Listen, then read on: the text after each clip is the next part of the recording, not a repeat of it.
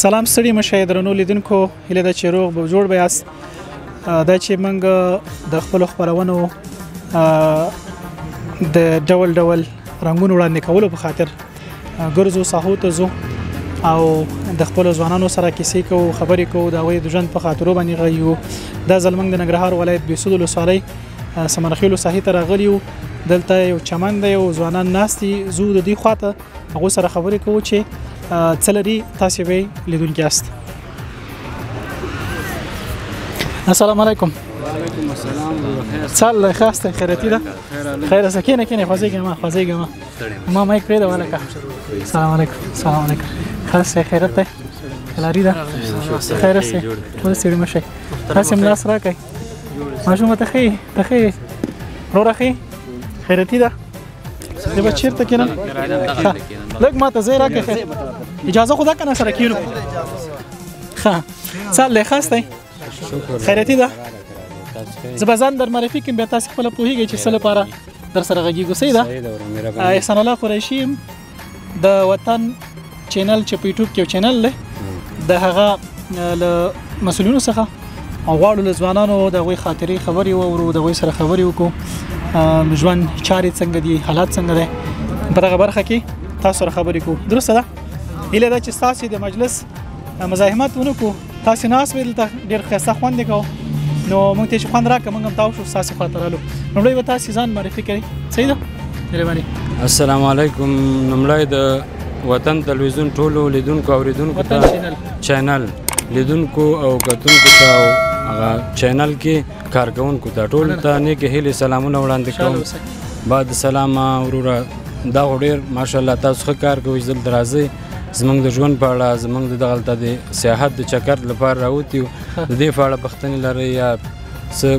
موضوع په کوم برخه کې تاسو غږیږئ موږ د پوښتنې وکړئ چې جواب درکړو. ژوندي اوسئ خوشحاله اوسئ موږ هم دې خاطر تاو شو چې تاسو نه واورو څه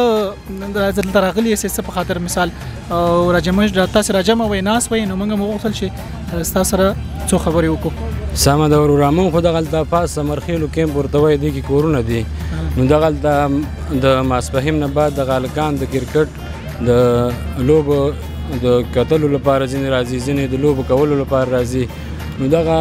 ترانزیټي لاره ده وروره چمن دی ښایسته ځای دی ورته ناست یو موږ وایو دوی نه موږ لیدنه وکړو یو څه مزه او خوند یې واخلو. دا تورخم جلال آباد لویه لاره ده او د سمرخیلو ساحه ده چیرته چې ټورنمنټونه د کرکټ ټورنمنټونه په لاره چول هغې لاس هم ته ټورنمنټ شته دې لاس ته هم ټورنمنټ دي خو دغلته دې خوا چې نن کوم میچ وشو د دې فاینل یوه لوبه بریالی شوه بله بس په ناکامۍ من دوه پهلوانان سره خلیږو ونیسئ که نه او سلامت اوسئ. زده کړې په هکله که راته ووایې څومره زده کړه مو کړې؟ وروره زده کړه خو لیسانس یې ما په بي بي اے کې په اقتصاد برخه کې نو سپیشلایزیشن مې دی وروره په منیجمنټ څانګه کې نو فلحال دغه په ګمرک کې دکان لرم ما نور داسې خاص مصروفیات نه لرم یو وړه غرفه مې دا د نوشابې کامې درته واړو وظیفه مو څنګه نه لرئ ترلاسه کړې مو نه ده یا غوښتنه مو نه ده کړې هلې ځلې مو کړي کله؟ هلې ځلې هم کړي په یو خو داسې دی چې شخصي ژوند کې ځینې مشکلات دي چې انسان نشي کولی کوم هدف چې دی ټاکلی هغې ته ځان ورسوي که نه فاملي مسؤلیتونه دي نور زندګي هغه دي که نه نو یو خو دغه 9 میاشتې کېږي 10 میاشتې چې زه د لیسانس دورې نه فارغه شوی یم د اقتصاد نو یو د ځینې مشکلات دي لکه د پوهنتون د پیسو نوم باقي او ډیپلوم موږ ته لاسته نه راځي نو ولې نه وروره وظیفې خو ماشاءالله ډېرې دي انشاءالله پیدا به سي او کوشش کوو وروره چې وظیفه ترلاسه کړو خو خپله مې د کورنۍ په خاطر لومړۍ غوښتنه دا وه چې خپل مصروفیات مخې ته ویسم ځکه فامیل د هغه د بېګا ته د نفقې غوښتنه لري نو زه نسم کولی چې خپل تعلیم بیرته فالو کړم تعقیب یې کړم. سلامت اوسئ خوشحاله اوسئ. ژوند د خاطرو څخه شی ووایئ راته کومه ټوکه ووایئ خاطره ووایئ ژوند دی عزتمن له حالاتو سره سړی مخامخ کېږي نو ټوکو باندې خو نه پوهېږم وروره نه پوهېږي یو بل شی وغواړه چې درته ووایو خاطره ووایه په ژوند کې ترخه خاطره خوږه خاطره کوم حالاتو سره بدمن مخامخ شوي یاست؟ نور په داسې خاطرې خو ډېرې دي خو کوم یو به درته ووایم که نه درسته دا چېرې ستا خوښه وي معیاري وي ښه داسې کلیواله درته ووایو که دنیا په برخه کې کلیواله ښه ده ښه زمونږ اکثره لیدونکي چې دا اوس مونږ ګوري دي په خارجي هیوادونو کې اوسېږي او هغوی چې دی همدې ته به منتظر چې تر څو داسې یو خاطره یوه ټوکه واوري چې زمونږ د وطن پورې تړلې وي او وطن چارو کې مونږ سره مخامخ شوي یو داسې یو خاطره وي چې یو چېرته چې ناببره یو پیښې باندې